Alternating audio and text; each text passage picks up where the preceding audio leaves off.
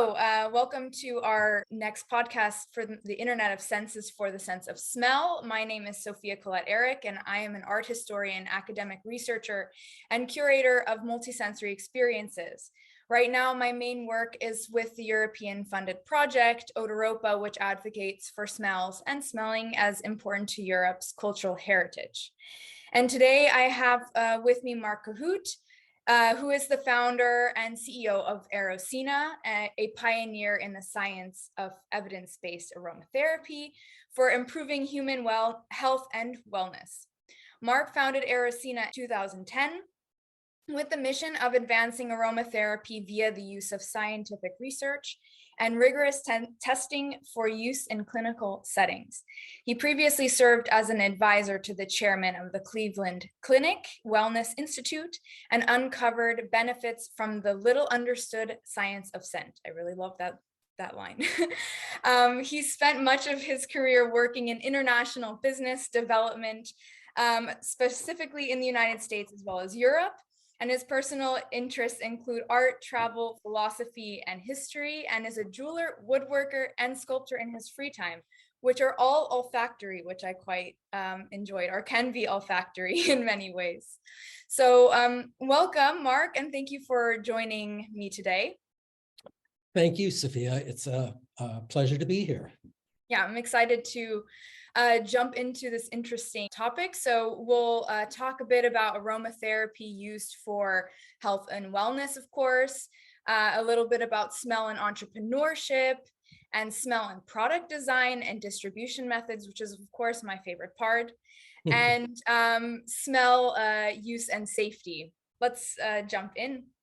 Sure. Well, I hope I can live up to the lovely introduction. I mean, when I don't think of myself as those things, but when they're read off to you, it's like, oh, okay, those are my hobbies. Yes, yeah. Well, yeah, they're who you are. But yeah, I understand that little bit of difficulty there as well.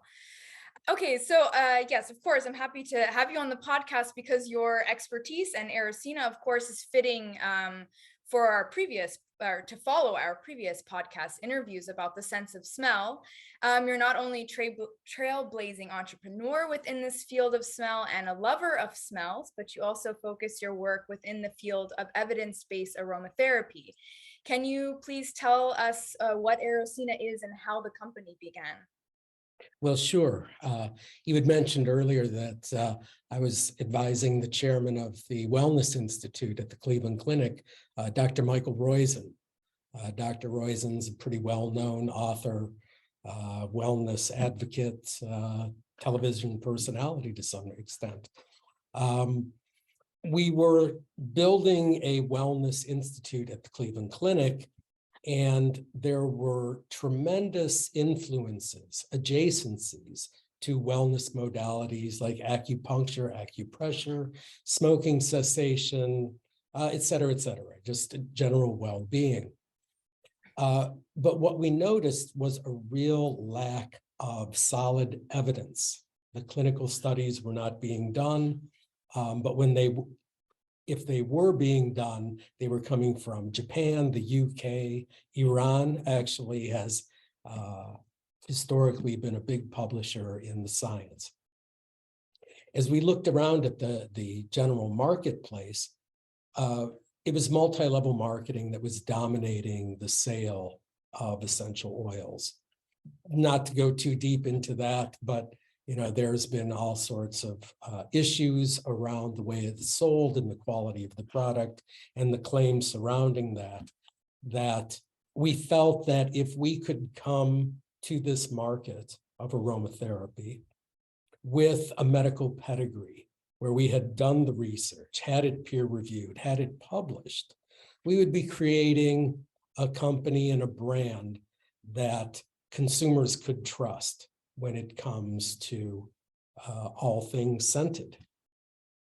So fast forward now, 13 years later, we have, our offices are housed at the Cleveland Clinic Innovation Center because they've seen, the types of innovation that we bring to healthcare as, in the old days, wellness was its own thing. Now we see wellness being incorporated into multiple aspects of the clinical environment.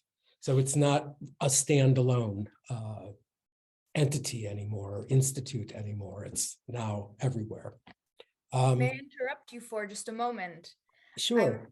I'm wondering, how do you define like health and wellness in your own work? Like, what do you classify as that? Well, health and wellness are somewhat different terms.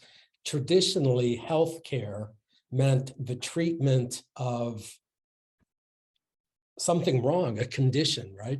Treat, diagnose, cure disease. The wellness, shall we say, groundswell of the last 20 years, maybe it's been coming, has been based in preventive and living a better life. And so as doctors incorporate elements of wellness, you'll get more talk than you would have, say, in the 70s about your diet, about your sleep habits, about stress, things like that. So wellness has really become part of healthcare. So the old distinctions that were there have kind of disappeared. And I think now we treat it more as general health. Very interesting. Because I mean, I have never really thought about the distinction or like how things have changed in the last couple of years. So it's nice to have that come up here as well.